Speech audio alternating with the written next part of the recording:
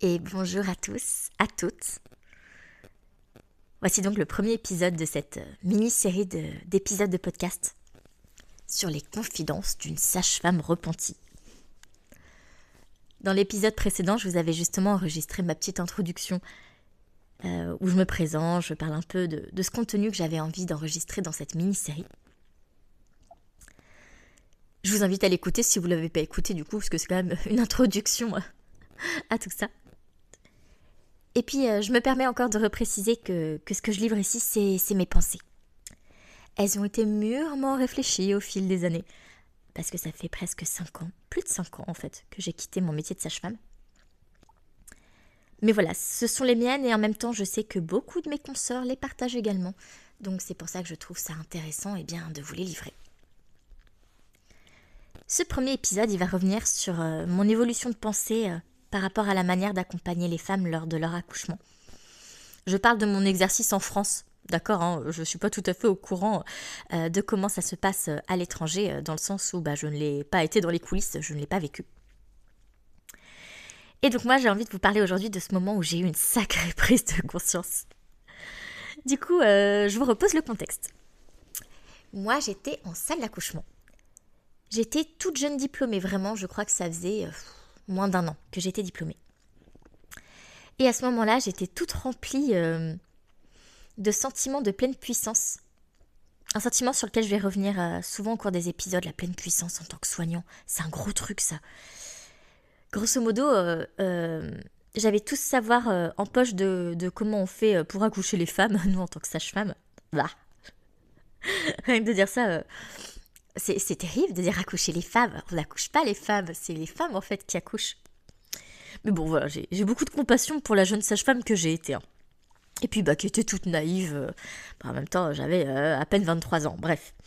Du coup, durant une garde, donc je suis toute jeune sage-femme, je m'occupe d'un couple dont c'est, je crois, le 2e ou le 3e bébé. Je me rappelle plus tout à fait, c'était pas le premier en tout cas.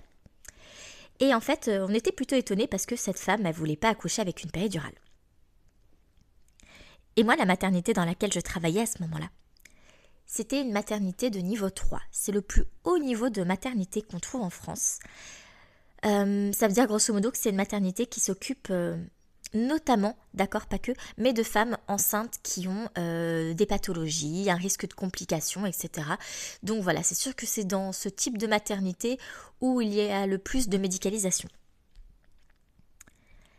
Et donc évidemment, dans ce genre de contexte, où les femmes avaient plus de complications, et c'était aussi la population tout simplement, eh bien l'immense majorité des accouchements, ils se déroulaient avec des péridurales. Celles pour qui il n'y avait pas de péridurale, c'était pas forcément par choix, c'était souvent tout simplement que le bébé il était arrivé très vite, il arrivait très vite, et qu'on savait qu'on n'allait pas avoir le temps d'en poser une. Du coup, je me retrouve en train de m'occuper de ce couple qui sort un peu de mes habitudes. Avec ma collègue auxiliaire puère, oxypuère, je dis toujours, et du coup, on va se présenter, on va aller voir dans la salle d'accouchement. Et puis, en fait, on voit ce couple enlacé. Elle était sur un ballon.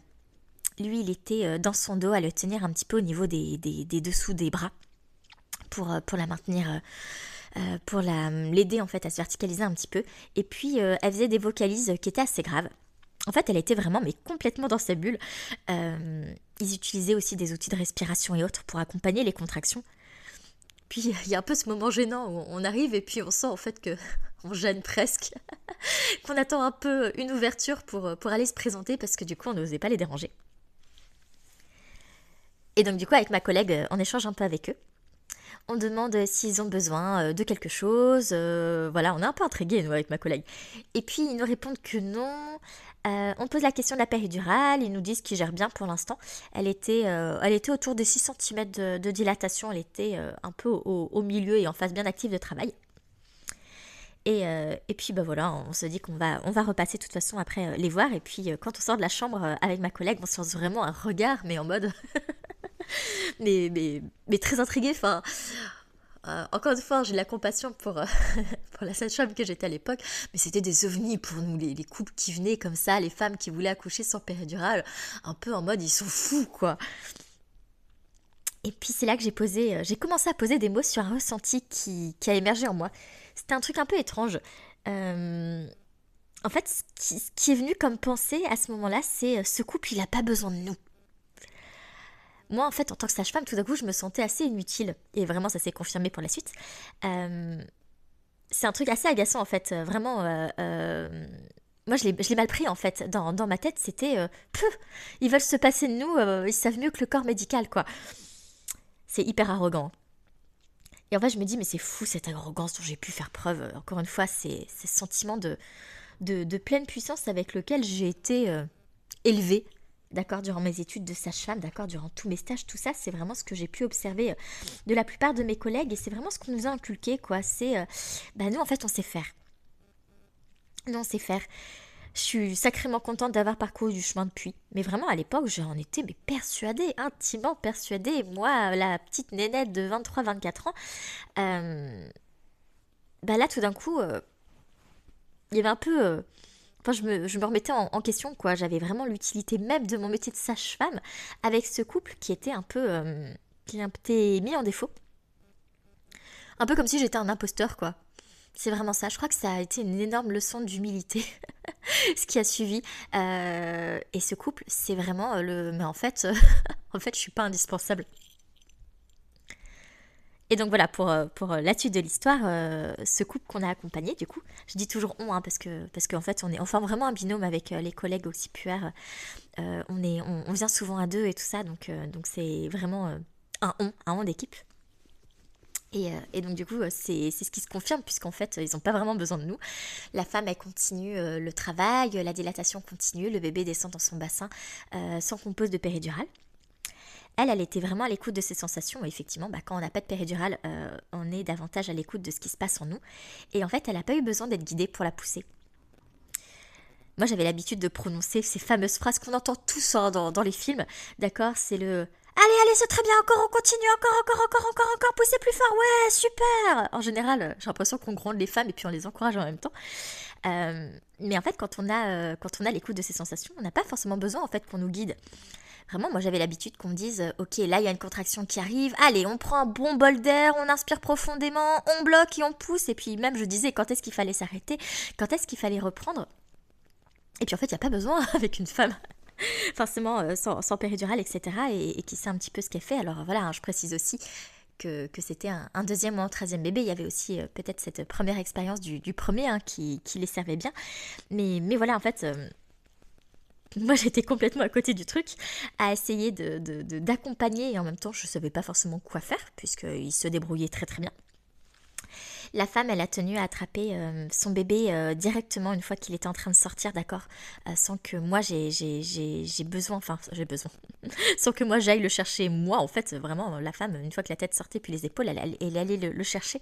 Je crois que c'était une des premières fois que j'assistais à ça. Et c'était beau comme moment, c'était sacrément beau, c'était hyper émouvant de voir vraiment ce couple qui était juste actif en fait finalement dans ce processus d'enfantement.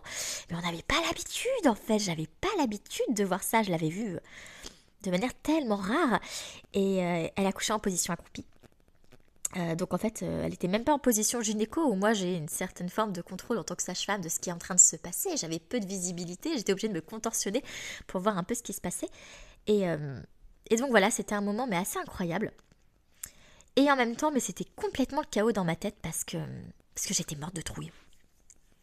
Moi, on m'avait appris dans mes années de formation, puis d'exercice, d'accord, hein, qu'il y avait 10 000 choses à faire en fait quand la femme elle enfante. Rien que pour les efforts expulsifs, par exemple, nous on nous faisait retenir la tête avec du bébé qui était en train de sortir avec notre main. C'est censé permettre au périnée de moins se déchirer. On avait aussi cette manœuvre où on attrape la tête du bébé quand elle est sortie, on vérifie qu'il n'y a pas de cordon. Ça, c'est toujours quelque chose qu'on fait, mais avec les accouchements physiologiques, on essaie de vérifier d'accord qu'il n'y a pas un cordon trop serré. Mais en fait, vraiment, on nous avait appris ensuite à prendre la tête du bébé, à la faire tourner pour faire tourner les épaules et ensuite que le reste du corps puisse sortir. Mais ça, en fait, c'est un truc qui se fait tout seul. Je vous raconterai mon deuxième accouchement peut-être. Même si je me base surtout sur cette expérience professionnelle ensuite que j'ai pu avoir et pas tant sur mes expériences personnelles. Mais voilà, évidemment que la tête, elle est capable de tourner tout seule. La nature, elle est bien faite quand même. Allez, tiens, pour l'anecdote, à la toute fin de mes semaines de garde, je crois que je savais déjà à l'époque que j'allais partir. J'en avais marre de mon métier, enfin c'est pour ça que je me suis reconvertie. Et bien à la toute fin, il y avait un nouveau chef de service et il nous avait imposé en fait une manœuvre à faire aux accouchements, qui était en fait d'aller attraper une fois que la tête était sortie, d'aller crocheter en fait le bras du bébé pour le faire sortir. C'était censé, c'est un peu compliqué comme méthode à l'expliquer dans un podcast, mais voilà, grosso modo, il fallait que nous on mette la main en fait dans le vagin pour aller faire sortir un petit peu l'épaule du bébé, et en fait c'était censé protéger le périnée. Des femmes, pareil, éviter moins de déchirures, c'était pas mal de contrôle qu'on exerçait là-dessus. Et en fait, toute seule, je m'étais bien rendu compte à ce moment-là que ça ne servait à rien. Cette manœuvre, elle s'appelle la manœuvre de Couder. Et sauf quand il y a de rares complications, en fait, ça ne sert pas à grand-chose de le faire sur les accouchements tout venant. Et je me rappelle même que c'était bien plus délétère d'ailleurs pour les périnées, au niveau du méa urinaire et du clitoris, que ça déchirait bien plus à cet endroit-là qu'à l'endroit plus habituel de la fourchette vulvaire. Bref. Ça, à la fin, j'étais obligée de cocher la case quand même du compte-rendu d'accouchement qui disait que je l'avais fait, alors que je ne l'avais strictement pas fait. Mais au moins, comme ça, tout le monde était content. Du coup, j'en suis à ce couple que j'accompagne qui met au monde de manière physiologique son enfant. Et à tout mon métier qui commence à perdre son sens avec ce couple. En fait, ce couple, il n'avait pas besoin de ma technicité, parce qu'en fait c'est à ça qu'on m'a apprise. J'ai été une très bonne, pas si bonne que ça d'ailleurs, les cathéters c'était difficile pour moi pendant très longtemps, mais j'étais une bonne technicienne en fait. On m'a appris des gestes techniques à réaliser, notamment au cours de cette dernière phase de l'accouchement, qui permettaient vraiment de sécuriser, etc. Et en fait je me suis rendu compte qu'ils n'étaient pas indispensables, ces gestes-là. Là, je parle quand même d'un accouchement, encore une fois, hein, qui se passait super bien, pas de complications, la femme en bonne santé, etc. On est d'accord que c'est pas toujours le cas de tous les accouchements et de tous les couples qu'on va suivre. Mais en fait, j'ai compris que j'avais pas grand-chose à faire en fait dans ce genre de situation. J'étais là pour observer, pour conseiller si besoin, pour sécuriser finalement de manière très globale. Et c'est plus tard en fait que j'ai compris que c'était ça le métier véritable de sage-femme. C'était hyper loin de ce qu'on m'avait inculqué sur la manière dont les accouchements étaient accompagnés dans les différentes maternités en fait dans lesquelles j'ai travaillé, hein, parce que j'avais fait des stages aussi dans de nombreuses maternités. Waouh, en fait c'était vraiment ça, cette première prise de conscience, cette claque que j'avais envie de vous raconter. C'est vraiment ce moment de bascule qui était hyper désagréable, où je me suis dit, mais en fait, qu'est-ce que j'ai à apporter moi ? Alors plein d'autres choses après, a priori, mais cette technicité, en fait, elle n'était pas indispensable, et vraiment, je croyais que les femmes, elles avaient besoin de nous pour accoucher. Et bien, pas toujours. Parfois, oui, mais vraiment pas toujours. Et je dirais même que dans l'immense majorité des cas, elles n'en ont pas besoin. Donc voilà un peu pour l'histoire, hein. Encore une fois, hein, c'est mon parcours un peu personnel, cette première étape du besoin. Je crois que je vais l'appeler le besoin, un truc comme ça, le titre de ce podcast. C'est vraiment le besoin pour les couples d'avoir cette technicité, et en fait pas forcément. Le besoin, moi en tant que sage-femme, de tout contrôler, d'avoir une vue sur ce qui se passait, position gynéco, etc. Et en fait, même pas. Et que les choses pouvaient très très bien se passer, de manière incroyable, sans qu'on ait besoin d'intervenir de cette manière-là. Allez, ça fait déjà 13 minutes. Je réserve la suite des épisodes à d'autres moments un peu de prise de conscience, mais vraiment celui-là, c'était le premier. La première remise en question de « Ah, en fait, ça peut se passer autrement ». Je vous dis à très bientôt pour la suite de ces petits épisodes. Prenez soin de vous. Bye bye.